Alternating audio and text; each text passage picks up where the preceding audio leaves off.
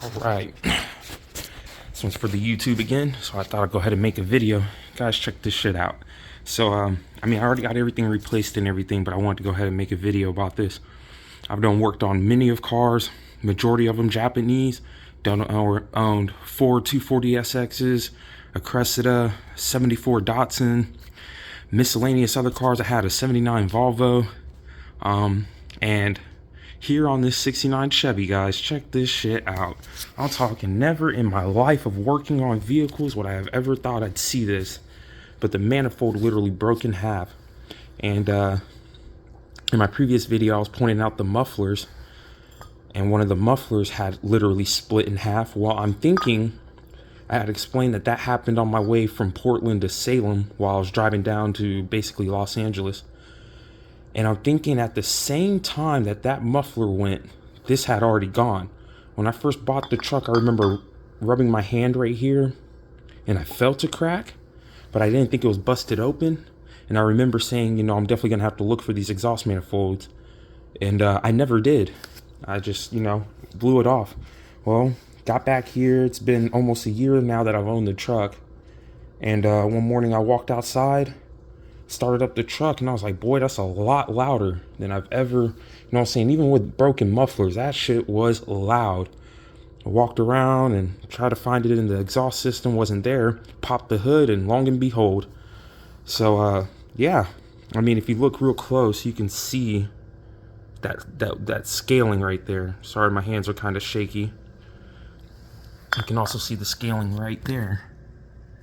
And just real quick, I'm gonna go over this. That says, oh, hold on, let me, oh crap, I can't really remember. I think it's 393. No, well, I'll come back to that. But you see that? Now remember that number, and remember how this one is placed. Now let me see if I can't do it generally. Should look like that, right? And well, I guess while we're here, we can kind of look in the inside too. So at least I know that none of my cylinders were just puffing out oil. Let's see if I can't get a better view of that one. Some daylight in there. Like that. So at least it wasn't puffing out mad oil out of no cylinders. And this is all on the even side. So 2, 4, 6, and 8. We're doing pretty decent. And so what ended up happening is, let me waltz on over here.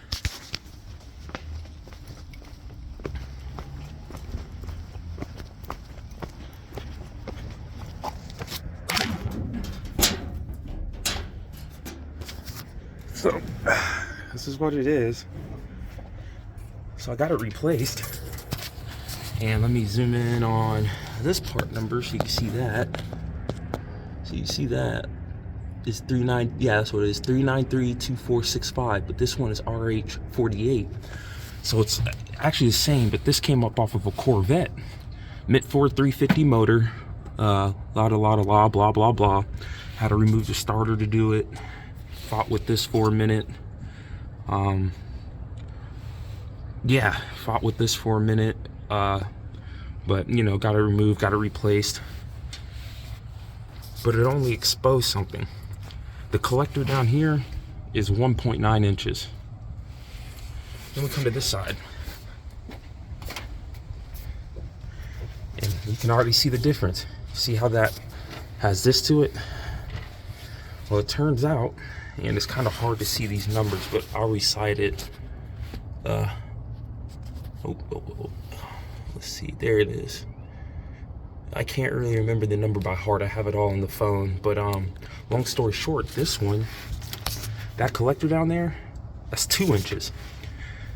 When I ran these numbers for this one, this comes off of a 327. So this isn't even the right header for this engine, which kind of explains why nothing on this side has like maxed out and broke yet, because it's flowing a lot better than the other side. Now, a lot better as in flowing a lot more free. But that other side is technically making more torque since it's a smaller collector.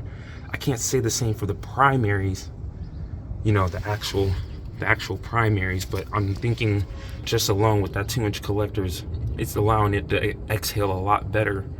Although the exhaust system itself is not bigger on this side than the other side. They're both 2-inch systems. Oh, hold up, let me see if I can't get there. They're both 2-inch systems. So I guess what I'm coming in here to say is if you've recently bought a Chevy pickup truck, if you recently bought an old school vehicle, check them headers, man.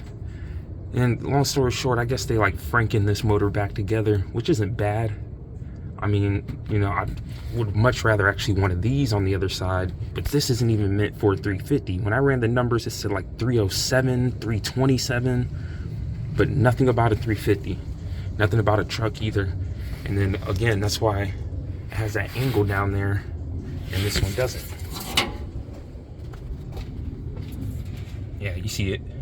And then just to add something to this, because that's basically the end of the video. I didn't really, you know, already did the install and everything. I'm not going to bore you guys with that because, you know, it's just an exhaust manifold. Luckily, none of my bolts snapped. Everything was good to go. The only thing is, you see this?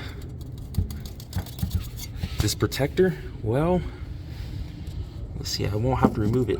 That spark plug wire for cylinder number 246 was arcing. And I never knew this.